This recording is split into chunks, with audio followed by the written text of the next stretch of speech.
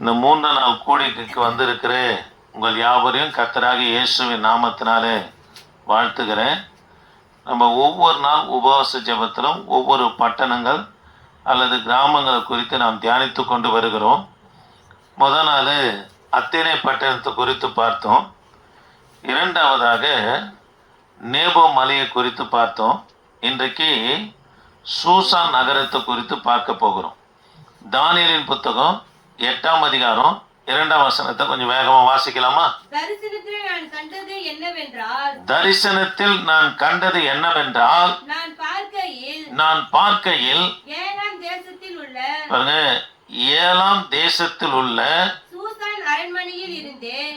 அங்கே நான் ஊலா என்னும் ஆற்றங்கரையில். சரி, கவனிக்கலாம். இந்த சூசான் நகரம் எங்க இருக்குதுன்னா பாபிலோன் தேசத்துல, தேவ பிள்ளைகளே, பாபிலோன் தேசத்துல மிகவும் புகழ்பெற்ற நகரங்களில் ஒன்று எதுன்னு சொன்னா இந்த சூசான் நகரம். இரண்டாவதாக இந்த நகரம் ஏலம் என்ற தேசத்துல ஊலாய் ஆற்றங்கரையில அமைந்திருக்கிறது என்று சொல்லி தானியேலின் புத்தகம் 8ஆம் அதிகாரம் 2ஆம் வசனத்துல வாசிக்கிறோம். கவனிக்கலாம். அது மாத்திரமல்ல, இங்க மிகவும் புகழ் வாய்ந்த சூசான் அரண்மனையை எங்க காணப்பட்டதுன்னா இந்த சூசான் நகரத்துல தான் காணப்பட்டது. நீங்க எஸ்தரின் புத்தகம் 3ஆம் அதிகாரம் 15ஆம் வசனமும் 8ஆம் அதிகாரம் 15ஆம் வசனத்தை வாசித்து பார்ப்போம்னா சூசான் நகரம் ஆர்ப்பரித்தது, சூசான் நகரம் கலங்கினது என்று சொல்லி பார்க்கிறோம். அது எல்லா சம்பவமும் எங்க நடந்ததுன்னா இந்த சூசான்ல தான் நடந்தது. ஆமென். கவனிக்கலாம். நான் சில குறிப்புகள் இந்த சூசான் நகரத்தை குறித்து சொல்லிட்டு முக்கியமான சில சம்பவங்கள் இந்த சூசான் நகரத்தில் நடந்ததை நம்ம பார்த்துட்டு பிற்பாடு முறிந்து போனது என்ற தலைப்பில் ஒரு 3 காரியங்களை குறித்து நாம் பார்க்க போகிறோம். கர்த்தருடைய வார்த்தைக்கு நீங்கள் செவி சாய்க்கும்படியா உங்களை அன்போடு கேட்டுக்கொள்கிறேன். தேவ பிள்ளைகளை, 4ஆவதாக இந்த சூசான் நகரம் கிமு 660 அசிரிய தேசத்தாரால் என்ன பண்ண கைப்பற்றப்பட்டு, திரும்ப சொல்றேன், கிமு 640 அசிரிய தேசத்தார் எதை கைப்பற்றாங்க? சூசான் நகரத்தை கைப்பற்றி அங்க இருக்கிற சூசான் நகரத்தில் இருந்ததான மக்களை கொண்டு வந்து இஸ்ரவேலின் தலைநகரமாய் காணப்படுகிற சமாரியாவில் கொண்டு வந்து நம்மனா குடியேற்றினது யாருன்னு சொன்னா இந்த அசிரிய தேசத்தை நம்மனா காணப்பட்டாங்க. கவனிக்கலாம். அதற்கு பிற்பாடு பெர்சியாவின் ராஜாவாய் காணப்பட்ட கோரேஸ் அரசன் இந்த பாபிலோனை நம்மனா கைப்பற்றுகிறார். இது தானியேலின் புத்தகம் 5ஆம் அதிகாரம் 1ஆம் வசனத்துல நீங்க வாசித்து பார்ப்பனா கடைசி ராஜாவா இருக்கிற, எடுத்துங்க, கடைசி ராஜா, பாபிலோன் கடைசி ராஜாவா இருக்கிற பெல்ஷாத்சார் தான் கடைசி ராஜா. கொஞ்சம் வாசிக்கலாமா? பெல்ஷாத்சார் என்னும் ராஜா தன் பிரபுக்களில் 1000 பேருக்கு ஒரு பெரிய விருந்தை உண்டு பண்ணான்னு சொல்லி பார்க்கணும். பெரிய விருந்து என்று சொன்னா ஒரு முடக்கு மதுபானத்தை குடித்தாவே அதிகமாய் போதை ஏறுகிற ஒரு விருந்தை அரசர்களுக்கு எல்லாருக்கும் யார் ஏற்படுத்துறாருன்னா இந்த பெல்ஷாத்சார் ஏற்படுத்துகிறார். தானியேல் 5ஆம் அதிகாரம் 30ஆம் வசனத்துல இந்த பெல்ஷாத்சாரை வெட்டி கொலை செய்தது யாருன்னு சொன்னா கோரேஸ் ராஜா கொலை செய்கிறத பார்க்கிறோம். தேவ பிள்ளைகளே, 5ஆவதாக நம்ம பார்க்கிறோம். 4ஆவதாக என்ன பார்த்தோன்னா கிமு 640 அசிரிய தேசத்தார் சூசான் நகரத்தை கைப்பற்றி அங்க இருக்கிற ஜனங்களை எங்க குடியேற்றாங்க? சமாரியாவில், அங்க இஸ்ரவேலின் தலைநகரமாய் காணப்படுகிற சமாரியாவில் நம்ம குடியேற்றாங்க. அதற்கு பிற்பாடு பெர்சியாவின் ராஜா கோரேஸ், இவர் எங்க பார்க்கலாம்னா இவரை குறித்து ஏசாயா தீர்க்க தரிசன புஸ்தகம் 45 1ஆம் வசனம், 44ஆம் அதிகாரம் 27ஆம் வசனத்துல இந்த கோரேஸ் ராஜாவை குறித்து சொல்லப்பட்டிருக்குது. சரி, கவனிக்கலாம். தேவ பிள்ளைகளை கவனிக்கலாம். இந்த பாபிலோனை அரசாண்ட கடைசி ராஜா யாருன்னா நேபுகத்நேச்சாருடைய பேரன், அதாவது பெல்ஷாத்சார் தான் கடைசி ராஜா. இப்போ கோரேஸ் ராஜா இவருடைய நாட்கள்ல தான் பாபிலோனை நம்ம கைப்பற்றாரு.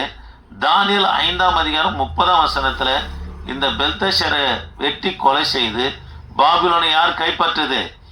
கோரேசு ராஜா கைப்பற்றினார் என்று சொல்லி பார்க்கிறோம். பாருங்க, இந்த கோரேசு ராஜா பாபிலோனை தனக்கு என்ன பண்ணா தலைநகரமாக்கினார்.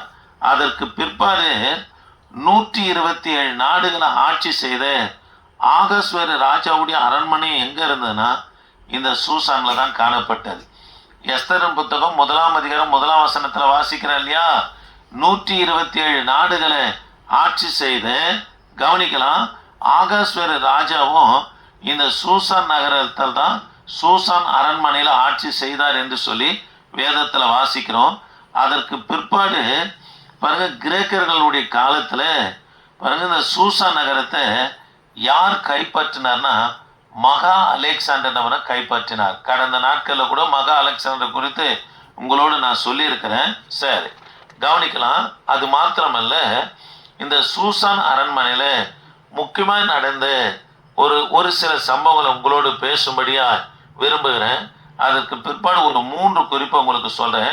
முதல் காரியம் கவனிக்கலாம். இந்த சூசான் அரண்மனையில நடந்த முக்கியமான சில சம்பவங்களை சொல்றேன். தானியேலின் புத்தகம் 8ஆம் அதிகாரம், தானியேலின் புத்தகம் 8ஆம் அதிகாரம் 2ஆம் வசனத்துல தானியேல் ஒரு சொப்பனத்தை எங்க காண்றார்னா இந்த சூசான் அரண்மனையில இருந்து தான் காண்கிறார். எப்பேற்பட்ட சொப்பனத்தை தரிசனத்தை காண்கிறார்னா 2 ஆட்டுக்கடா நேருக்கு நேர் சண்டையிட்டு கொள்ளுகிற ஒரு தரிசனத்தை எங்க காண்றார்னா இந்த சூசான் அரண்மனையில தான் தானியேல் காண்கிறார்.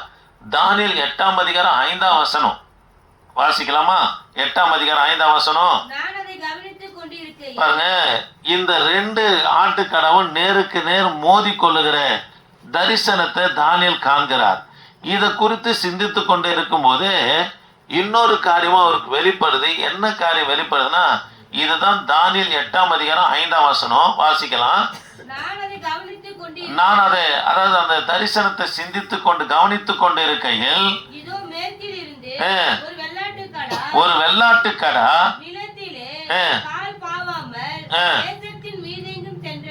சரி கவனிக்கலாம். மேற்கே இருந்து ஒரு வெள்ளாட்டுக்கடா, அந்த வெள்ளாட்டுக்கடாவுக்கு நடுவே விசேஷித்த ஒரு கொம்பு இருந்தது என்று சொல்லி பார்க்க இருக்குதுங்களா? பாருங்க, விசேஷித்த கொம்பு என்பது அந்த வெள்ளாட்டுக்கடா, அந்த விசேஷித்த கொம்பு யாரை குறிக்குன்னா மகா அலெக்சாண்டரை குறிக்கிறது. பாருங்க, கால் பாவாமல் தேசம் எங்கும் சென்றது அப்படின்னா தேவ பிள்ளைகளே, கால் பாவாமல் தேசம் எங்கும் சென்றது என்பதன் பொருள் என்னன்னா இந்த மகா அலெக்சாண்டர் எல்லா தேசங்களையும் நம்ம கைப்பற்றினார். கவனிக்க, ஒரு தேசத்தை விடல, எல்லா தேசம் அதை தான் சொல்லப்பட்டு இருக்குது. கால் பாவாம அப்படின்னா கால் பூமியில இல்லாம எல்லா தேசம் எங்கும் சென்றதுன்னு சொன்னா எல்லா தேசங்களையும் யாரு கைப்பற்றார்னா இந்த மகா அலெக்சாண்டர் நம்ம கைப்பற்றார். சரித்திரத்துல இவரை குறித்து ஒரு குறிப்பு சொல்லப்படுது. நான் கைப்பற்றுவதற்கு வேற தேசம் இல்லையே என்று சொல்லி மகா அலெக்சாண்டர் நம்மனா கண்ணீர் விட்டு அழுதார் என்று சொல்லி உட்கார்ந்து கண்ணீர் விட்டு அழுதார் என்று சொல்லி இவரை குறித்து ஒரு குறிப்பு நம்ம சரித்திரத்தில் கொடுக்கப்படுகிறது. கவனிக்கலாம். அதற்கு பிற்பாடு எல்லா தேசங்களும் கைப்பற்றி கொண்டு வந்ததானே இந்த மகா அலெக்சாண்டர் பாருங்க எருசலேமை கைப்பற்றி தனக்கு தலைமை அலுவலாக ஆபீஸாக தலைமை பீடமாக ஆக்க வேண்டும் என்று சொல்லி யாரு நினைக்கிறார்னா இந்த மகா அலெக்சாண்டர் நினைக்கிறார். தேவ பிள்ளைகளே, இந்த மகா அலெக்சாண்டர் யுத்தம் செய்வதில் மிகவும் திறமையானவனாய் காணப்பட்டாலும் கூட இரவு நேரத்தில் நல்லா மதுபானம் பண்ணுகிறவனாக காணப்பட்டார். கவனிங்க, மதுபானத்துக்கு இவர் அடிமையா இருந்ததுனால பாருங்க இவர் எருசலேமை கைப்பற்றணும் என்று சொல்லி நாட்களை நியமித்து கொண்டு இருக்கும் போது பாருங்க ஒரு நாள் ஜுரம் வந்தது. பாருங்க, படுத்த படுக்கை நாளுக்கு நாள் பலவீனப்பட்டு படுத்த படுக்கை ஆனாரு. உலக புகழ்பெற்ற மருத்துவர்களை வைத்து மருத்துவம் பார்க்குறாங்க, இவருக்கு சுகம் கிடைக்கல. நாளுக்கு நாள் பலவீனம் அடைந்தாரு.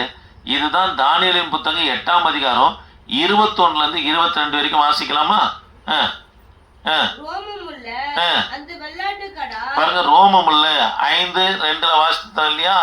ஒரு வெள்ளாட்டுக்கடா, அதுக்கு நடுவர் என்ன பண்ணுச்சான் விசேஷித்த கொம்பு, அது மகா அலெக்சாண்டர் குறின்னு சொன்ன இல்லையா? அவரை குறித்து தான் இந்த இடத்துல 8ஆம் அதிகாரம் 21ஆம் வசனத்துல என்ன சொல்லப்படுது பாருங்க. ரோமம் உள்ள அந்த வெள்ளாட்டுக்கடா கிழக்கு தேசத்தின் ராஜா அதன் கண்களுக்கு நடுவே இருந்த ஆ. பெரிய கொம்பு ஆ. அதன் முதலாம் ராஜா ஆ, அது முறிந்து போன பின்பு பாருங்க, அது முறிந்து போன பின்பு அப்படின்னா தேவ பிள்ளைகளை மகா அலெக்சாண்டர் என்ன பண்ணனா பலவீனப்பட்டு பாருங்க, மருத்துவம் உலக புகழ்பெற்ற மருத்துவம் பார்த்தாலும் கூட அவரை சுகமாக்க முடியல. அவர் என்ன பண்ணா பலவீனப்பட்டு என்ன பண்ணா மரித்து போனார். இதை தான் தானியேல் 8:22 வாசிக்கிறோம். அது முறிந்து போன பின்பு வாசிக்கிறோம் இல்லையா? அல்லேலூயா. இது யாரை குறிக்குது? மகா அலெக்சாண்டர் என்ன பண்ண குறிக்கிறது. இந்த தரிசனத்தை கண்டு தானியேல் 200 ஆண்டுகளுக்கு பிற்பாடு இந்த மகா அலெக்சாண்டருடைய சம்பவம் என்ன பண்ண நடந்தது. ஆமே. சரி, முதல் காரியம் இந்த சூசான் அரண்மனையில நடந்த அதன் முக்கியமான சம்பவங்கள்ல ஒன்றை நம்ம பார்த்தோம். தானியேல் பாருங்க ஒரு தரிசனத்தை காண்டாரு. எங்க? இந்த சூசான் அரண்மனையில தான் 2 ஆட்டுக்கடா நேருக்கு நேர் சண்டையிட்டு கொள்ளுகிறதும் 5ஆம் வசனத்துல ஒரு வெள்ளாட்டு கடா என்று சொல்லி பார்க்கிறோம். மகா அலெக்சாண்டருடைய சம்பவத்தையும் தரிசனத்தெல்லாம் எங்க காண்டாரு? இந்த சூசான் அரண்மனையில தான் காண்டாரு. அது 200 ஆண்டுகளுக்கு பிற்பாடு அந்த காரியம் நடந்தேறினது. ஆமே. சரி, இப்போ 2வது காரியம் இந்த சூசான் அரண்மனையில நடந்த 2வது காரியத்தை சொல்றேன். சில வருடம் கழித்து எஸ்தர் ராஜ்யத்தினுடைய காலத்துல ஆமான் என்பவன் யூத குலத்தை நம்ம அழிக்கும்படியா நினைக்கிறான். இந்த தரிசனம் கண்டு தானியேல் இந்த தரிசனம் கண்டு சில ஆண்டுகளுக்கு பிற்பாடு எஸ்தர் ராஜ்யத்துடைய காலத்துல கவனிக்கலாம் தேவ பிள்ளைகளை, ஆமான் என்கின்ற ஒரு கொடுங்கோலம் ஒரு கொடூரமான மனுஷன் யூத ஜனங்களை அழிக்கும்படியா நினைக்கிறான். இந்த யூத ஜனத்தை காப்பாற்றுவதற்காக ஆகாஸ்வர் ராஜாவை சந்திக்க இந்த சூசான் அரண்மனையில தான் எஸ்தர் ராஜ்யத்தை போயிட்டு ஆகாஸ்வர் ராஜாவனை சந்திக்கிறாங்க. இது எஸ்தரின் புத்தகம் 5ஆம் அதிகாரம் 1-3 வரைக்கும் நம்ம வாசித்து பார்க்கணும் சொல்லப்பட்டு. கொஞ்சம் வாசிக்கலாமா? 3ஆம் நாளிலே எஸ்தர் ராஜவஸ்திரம் தரித்துக் கொண்டு ராஜா அரண்மனையில் உள்முற்றத்தில் ராஜா கொலுவிருக்கும் ஸ்தானத்திற்கு எதிராக வந்து நின்றார். ராஜா அரண்மனை வாசலுக்கு எதிரான கொலு மண்டபத்தில். சரி, பாருங்க, இந்த அரண்மனைன்னு சொல்லப்பட்டதுல இது சூசான் அரண்மனையை குறிக்கிறது. ஆமே. சரி, கவனிக்கலாம். இப்போ 3வது சம்பவம்.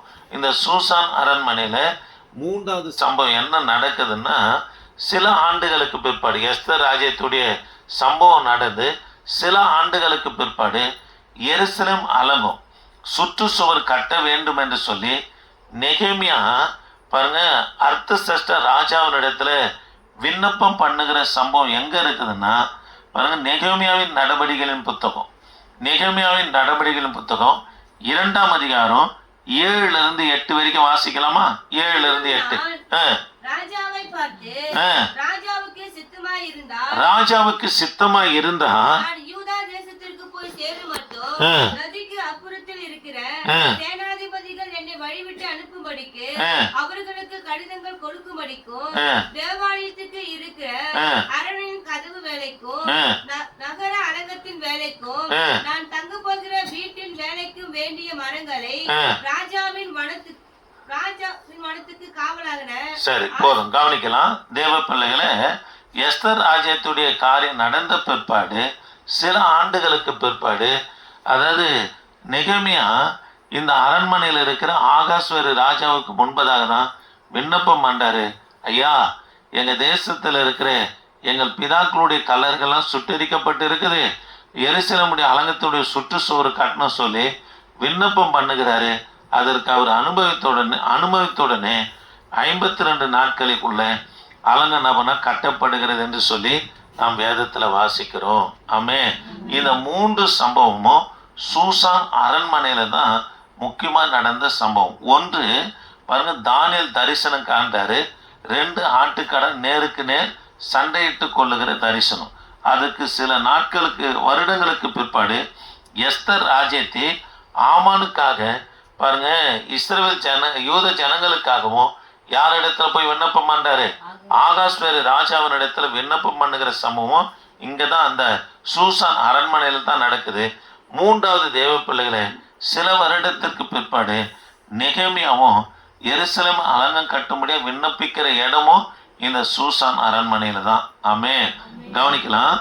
தானியேல், எஸ்தர், நெகேமியா இந்த 3 பேரு குறித்து இந்த அரண்மனையில நடந்துன்னு சொல்லி பார்க்கும்.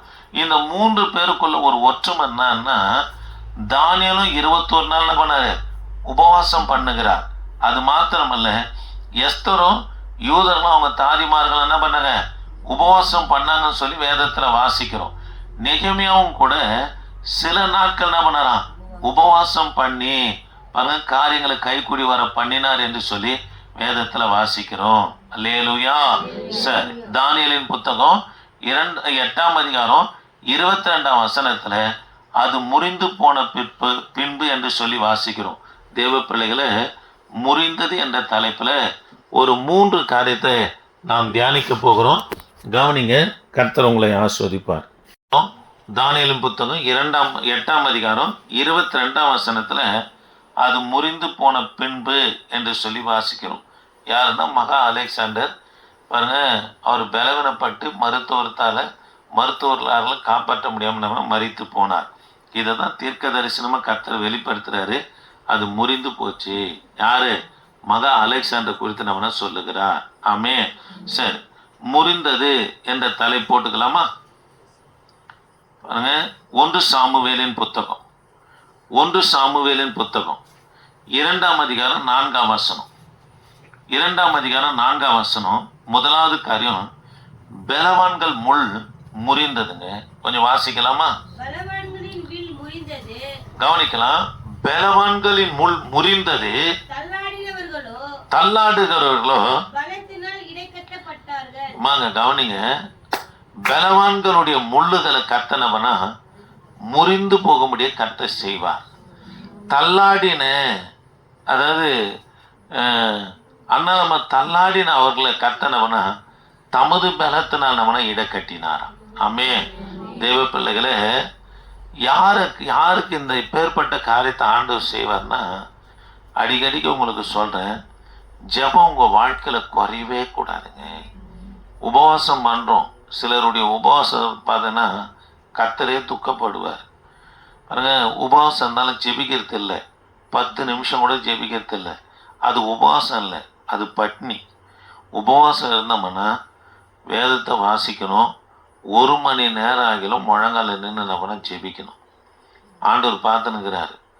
காலையிலே எழுந்து ஜெபம் பண்ணிட்டு இங்கே 5 மணி ஜெபத்துக்கு வந்துடுவேன். அது அதிகாலை ஜெபம், அது கணக்கு கிடையாது. பாருங்கள், பிள்ளைகள் காலேஜ் காமிச்சிட்டு வந்து ஒன்று புது சர்ச்சுக்குள்ளே போய் முழங்கால் படிடுவேன் அந்த ஃபுல்பிட்டில், இல்லைன்னா இங்கே வந்துடுவேன். நல்லா கர்த்தரை ஆராதனை செய்து ஜெபம் பண்ண பிற்பாடு தானங்க எனக்கு ஒரு திருப்தி இருக்கும். தேவ பிள்ளைகளை, ஜெபம் நம்முடைய வாழ்க்கையில் குறையவே கூடாது. பாருங்க, ஜெபம் இருக்குமானா கவனிக்கலாம். பலவான்களுடைய முள்ளை நீங்கள் முறிக்க தேவையில்லைங்க, கர்த்தர் முறிப்பார். உங்களுக்கு முன்பதாக தன்னை பலவானை போல காண்பித்து கொள்ளுகிற அவங்களுடைய, அதாவது பலமுள்ள காரியங்கள் எல்லாம் ஒன்றும் இல்லாதபடி கர்த்தர் செய்வாருங்க. அதுக்கு ஆண்டோடைய பிள்ளைங்க என்ன பண்ணும்? ஜெபிக்கணும். ஜெபிச்சாதான் பாருங்க, அவங்களுக்கு முன்பதாக நீங்க தள்ளாடலாம். ஆனா கர்த்தர் தமது பலத்தினால உன்ன என்ன பண்ணுவானா இடக்கட்டி கொள்ளுவார். ஆமே. அல்லேலூயா. அதுக்கு என்ன இருக்கணும்? ஜெபம் இருக்கணுங்க. நல்லா ஜெபிக்கிற பிள்ளைங்களுக்கு கர்த்தர் தமது பலத்தினால அவங்கள தாங்கி வழிநடத்தும் போறத நீங்க உணர முடியும். அதனால ஜெபம் நம்முடைய வாழ்க்கையில என்ன பண்ணக்கூடாது? குறையவே கூடாது. ஆமே. சரி, 2வது காரியம், இன்னும் ஒரு 4 நிமிஷம் முடிச்சிடுறேன். 2வது காரியம், அதே 1 சாமுவேலின் புத்தகம் 4ஆம் அதிகாரம் 10ஆம் வசனம். 4ஆம் அதிகாரம் 10ஆம் வசனம், 17ஆம் வசனம், இதெல்லாம் வாசிக்கலாம். அப்போது பெலிஸ்தர் யுத்தம் பண்ணினாங்க. கவனிக்கலாம். தேவ பிள்ளைகளே, இஸ்ரவேலுக்கு விரோதமா பெலிஸ்தர் யுத்தம் பண்றாங்க. இப்போ இஸ்ரவேல் நபரை முறியடிக்கப்படுறாங்க. இதுக்கு காரணம் என்ன தெரியுங்களா? ஓப்னி பினகாசுடைய பாவங்க. தேவ பிள்ளைகளே, 17ஆம் வசனத்துல வாசிக்கலாமா? 17ஆம் வசனம். செய்தி கொண்டு வந்தவன் செய்தி கொண்டு வந்தவன் பிரதியுத்தரமாக இஸ்ரவேலின் பெலிஸ்தருக்கு முன்பாக முறிந்தோடி போனாங்க. ஜனங்களுக்குள்ளே பெரிய சங்காரம் உண்டாயிற்று. உம்முடைய குமாரராகிய ஓப்னி பினகாஸ் என்னும் இருவரும் இறந்து போனார்கள். தேவனுடைய பெட்டியும் பிடிபட்டு போயிற்று என்றார். சரி, கவனிக்கலாம். தேவ பிள்ளைகளை, கர்த்தருடைய பெட்டியும் பிடிபட்டு போனது. இஸ்ரவேல்ல 30,000 பேர் நம்மனா சங்கரிக்கப்பட்டதை நம்மனா பார்க்கிறோம். தேவ பிள்ளைகளை, முதல் 40,000 வருது, 30,000 பேர். கவனிக்கலாம், கர்த்தருடைய வார்த்தையை கவனிக்கலாம். முதல் காரியம், பலவான்களுடைய முள்ள கர்த்தர் முறிப்பார். ஆமாங்க, எதை வச்சுக்கன்னு, எந்த பலத்தை, அரசியலை சார்ந்துக்குன்னு, இல்லை சொந்தத்தை சார்ந்துக்குன்னு, பணத்தை சார்ந்துக்குன்னு, எதை வச்சு உன்னை வீழ்த்தும்படியா நினைக்கிறானோ அதை முடிச்சிடுவாருங்க கர்த்தரு. நம்ம ஜபத்துல இருக்கணும். ரெண்டாவது, உன்னை கர்த்தர் என்ன பண்ணனா தமது பலத்தினால உன்னை தாங்கிடுவார். நீ தள்ளாட மாட்ட. உன்னோடு கர்த்தருடைய கரை இருக்கிறத நீ பார்க்கலாம். ரெண்டாவது, தேவ பிள்ளைகளை, இஸ்ரவேல் அவரவர்கள் பாருங்க முறிந்து தங்கள் கூடாரங்களுக்கு என்ன பண்ணலாம், ஓடி போனார்கள் என்று பார்க்கிறோம். காரணம் என்னன்னா, பாவங்க பாருங்க, பாவத்துக்கு ஒருபோதும் கர்த்தர் துணை போகவே மாட்டார். ஆமாங்க, பாவத்துக்கு ஒருபோதும் கர்த்தர் என்ன பண்ண மாட்டாரு, துணை போகவே மாட்டார். நேற்று தினத்துல கூட நம்ம பார்த்தோம். மோசே சொல்றாரு, அப்பா நான் அந்த கானானுக்குள்ள பிரவேசிக்க எனக்கு என்ன பண்ணுங்க, இரக்கம் பாராட்டுங்க என்றார். ஆண்டவர் ஒரே வார்த்தை சொன்னார், அதை குறித்து பேசாதன்னார். காரணம் என்ன, தேவ பிள்ளைகளை, பெரிய ஆளா இருக்கட்டும், பரிசுத்தவான்களாக இருக்கட்டும், யாராக இருந்தாலும் கர்த்தர் நீதி தான் செய்வார். யாருக்கும் பாவத்துல மாத்திரம் அதை இரக்கத்தை ஆண்டவர் காண்பிக்கவே மாட்டாருங்க. அல்லேலூயா. கவனிக்கலாம். இஸ்ரவேல் ஜனங்க என்னவனா பாவம் செய்தது நிமித்தமா முறிந்தோடினார்கள் என்று சொல்லி இந்த இடத்துல பார்க்கும். யோசுவாவின் புத்தகம் 7ஆம் அதிகாரம் 4ஆம் வசனம். யோசுவாவின் புத்தகம் 7ஆம் அதிகாரம் 4ஆம் வசனத்தை நம்ம வாசித்து பார்ப்போம்னா, ஆயி பட்டணத்தாருக்கு முன்பதாக பாருங்க இஸ்ரவேல் ஜனங்க என்ன பண்ணா முறியடிக்கப்பட்டாங்கன்னு பார்க்கணும். காரணம் என்னன்னா, ஆகான் என்பவன் சாபத்தீடான பொருளை கொண்டு வந்து தன் கூடாரத்துல மறைச்சு வச்சாங்க. ஒரு ஆகான் நிமித்தம் முழு இஸ்ரவேல் ஜனங்களுக்கும் கர்த்தனம்னா தோல்வியை கொடுத்தாருங்க. பாருங்க, பிரசங்கி 10ஆம் அதிகாரம் 1ஆம் வசனத்துல நீங்க வாசித்து பார்ப்போம்னா, விலையேற பெற்ற பரிமள தைலத்தை எது நாடி போறம் பண்ணுச்சுன்னா ஒரு சின்ன ஈங்க. அதனால நான் எல்லாத்துலயும் சரியா இருக்கிறேன், இது ஒண்ணுதானும், இந்த ஒரு காரியம்தான் நமக்குள்ள கர்த்தர் வைத்திருக்கிற பெரிய நோக்கத்தை நிறைவேற்றாதபடி தடை செஞ்சுக்கினே இருக்கும். நமக்குள்ள ஜெயத்தை கொண்டு வராதபடி தடை செஞ்சுக்கினே இருக்கும். அதனால எந்த பாவமும் பிழையும் நமக்குள்ள இராதபடி சுத்திகரித்து கர்த்தருக்குள்ளே ஆண்டவருக்குள்ள வளரணுங்க. நம்ம புதிய வருஷத்துக்குள்ள பிரவேசிக்க போகிறோம். கவனிக்கலாம், புதிய வருஷத்துல பிரவேசிக்க போகிறோம். நல்லா சுத்திகரித்து கொண்டு நம்ம பிரவேசிக்க முடியும். அவங்களை அன்போடு கேட்டுக்கொள்ளுகிறேங்க. ஆக தேவ பிள்ளைகளை, பாவத்துக்கு ஒருபோதும் கர்த்தர் துணை போகவே மாட்டார். உடன்படிக்கை பெட்டியே பிடிப்படுதுங்க. மோசவுக்கு கர்த்தர் சீனாய் மலையில காண்பித்த வரைபடாது. அது சித்தி மரத்தினால செய்யப்பட்டு பாருங்க பொன் தகட்டினால மூடப்பட்டு உள்ள தேவனால கொடுக்கப்பட்ட அதாவது 2 கற்பலகை 10 கட்டளைகள் அதாவது அந்த பெட்டியில இருக்குது. 6 துளுத்துக்கோல் இருக்குது. பாருங்க, மண்ண வைக்கப்பட்ட பொற்பாத்திரம் இருக்குது. இதுவே பெலிஸ்தர் என்ன பண்ண கைப்பற்றாங்க. உடன்படிக்கை பெட்டி மகிமை இழந்து காணப்படுது. காரணம் என்னன்னா, அதுல மகிமை இருந்ததுன்னா அந்நிய மனுஷன் தொட முடியாதுங்க. ஆசரன் தவிர ஒருவரும் உடன்படிக்கை பெட்டி தொட முடியாது. மகிமை இழந்து காணப்பட்டது. காரணம் என்னன்னா, ஓப்னி பினகாசுடைய பாவம். அதனால பாவம் கர்த்தருடைய பிள்ளைகளுக்குள்ள இருக்கக்கூடாதுங்க. இருந்ததுன்னா கர்த்தர் துணை போக மாட்டாரு. சத்துருக்கு முன்பு நம்ம வெக்கப்பட வேண்டியதாயிடும். அதனால பாவத்துக்கு கர்த்தர் துணை போக மாட்டார். நான் சபைக்கு தானே போகலாம், பாவம் இருக்கக்கூடாதுங்க. அல்லேலூயா. சரி, மூன்றாவது காரியம் சங்கீதங்களின் புத்தகம் 20ஆம் சங்கீதம் 8ஆம் வசனத்தை வாசிக்கலாமா? 20ஆம் சங்கீதம் 8ஆம் வசனத்தை வாசிக்கலாமா? அவர்கள் முறிந்து விழுந்தார்கள். பாருங்க, யாரு முறிந்து விழுந்தாங்க, நாங்க எழுந்து நிமிர்ந்து நிற்கிறோம் அப்படின்னு சொன்னா ரதங்களை குறித்தும் குதிரைகளை குறித்தும் பெருமை பாராட்டுங்க. முறிந்து விழுவாங்க. நம்ம எதை குறித்தும் பெருமை பாராட்டக்கூடாதுங்க. அல்லேலூயா. பெருமை பாராட்டின பெலிஸ்தரா இருக்கட்டும் பாருங்க, அதாவது எகிப்து தேசத்தாரா இருக்கட்டும், பெருமை எங்களுக்கு ரதம் இருக்குது. அசிரியா ராஜா கூட பாருங்க 2 லட்சம் ரதங்களோடு வந்து இஸ்ரேல் ஜனங்களை என்ன பண்ணனா, அதாவது நான் கைப்பற்றிடுவேன், உங்களை சுற்றிலும் இருக்கிற 46 பட்டணங்களை கைப்பற்றினேன், மேலே இருக்கிற உன் சகோதரன் இஸ்ரவேலையே நான் கைப்பற்றினேன்னு சொன்னான். ரதங்களை வச்சுன்னு அதை வீரர்களை வச்சு பெருமை பாராட்டினான். கர்த்தர் ஒரே ஒரு சங்கார தூதனை அனுப்பினார். ஒன்று இல்லாதபடி முறிந்து போக முடியாது கர்த்தர் செய்தாருங்க. அதனால எதிரி நம்ம கொண்டு தான் பெருமையாய் நம்ம இழிவாய் நினைத்து தன்னை பெருமையா நினைத்தாலும் அவனுடைய காரியங்களை முறிந்து போகும்படி கர்த்தர் செய்வார். ஆமென். அதனால கர்த்தருடைய பிள்ளைகளுக்குள்ள என்ன வரக்கூடாது, பெருமை மட்டும் வரக்கூடாதுங்க. பாருங்க, பெருமைக்கு கர்த்தர் வரல, இந்த பிசாசு வரல. அந்த இடத்துல ஆண்டவரே என்ன பண்றான், எதிர்த்து நிற்கிறார் என்று சொல்லி பார்க்கிறோம். எந்த காரியத்தை குறித்தோ, அதாவது பிள்ளைகளை குறித்தோ, வீடு வாசலை குறித்தோ, வேலைகளை குறித்தோ, நமக்கு இருக்கிற கிருபைகளை குறித்தோ, எதை குறித்தும் கர்த்தருடைய பிள்ளைங்க பெருமை பாராட்டவே கூடாதுங்க. கர்த்தர் கொடுத்தார், ஆண்டவரே நீங்க கொடுத்ததுக்கு ஸ்தோத்திரம். பாருங்க, ஸ்தோத்திரம் பண்ணி அனுபவிக்கலாமே தவிர எனக்கு இருக்குது அவங்களுக்கு இல்லைன்னு சொல்லி அது நம்ம இருதயத்துக்கு வரவே கூடாதுங்க. உனக்கு இல்லாத காட்டில் அவங்களுக்கு இன்னும் அதிகமாக கர்த்தர் கொடுத்து வைப்பார். அதனால எதை குறித்து என்ன பண்ணக்கூடாது, பெருமைப்படவே கூடாதுங்க. பெருமைப்படவே கூடாதுங்க. முழங்கால் படியில்லாமா, ஜெபிக்கலாம். 3 காரியத்தை பார்த்தோம். 1, தேவ பிள்ளைகளை கவனிக்கலாம். பலவானுடைய முள் முறியும், உன்னை கர்த்தர் தமது பலத்தினால இடக்கட்டுவார். நான் இருக்கணும், ஜெபம் இருக்கணும்.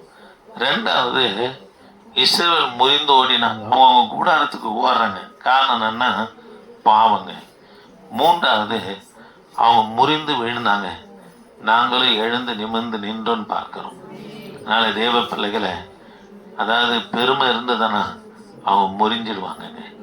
கண்களை மூடலாமா, கர்த்தரை நோக்கி பார்க்கலாமா. இந்த 3 நாள் ஜெபத்தில் கர்த்தர் நம்மோடு கூட பேசி இருக்கிறாரு. நம்மளை சுத்திகரித்து கொள்ளலாமா. ஆண்டவரே நான் இன்னும் ஜெபிப்பேன்பா, இன்னும் வேதத்தை வாசிப்பேன்பா, இன்னும் மண்டை நெருங்குவோம்பா சொல்லாமா. ஓ ரீபாலா ஷபாராபா ரீகபாலா துருபரா மேராபாலா சந்துருபரா கபாலா துருபரா. நன்றி ஆண்டவரே, நன்றி ஆண்டவரே. சோத்திரம். தேவ கிருபையே நாங்கள் உம்மை துதிக்கிறோம். வந்ததான ஒவ்வொரு பிள்ளைகளுக்காக நன்றி செலுத்துகிறேன். கர்த்தர் நீங்க ஆசீர்வதிங்க. ஓ கர்த்தர் நீங்க ஆசீர்வதிங்க ஐயா. தொடர்ந்து உமது பிரசன்னம் எங்களோடு இருக்கட்டும்.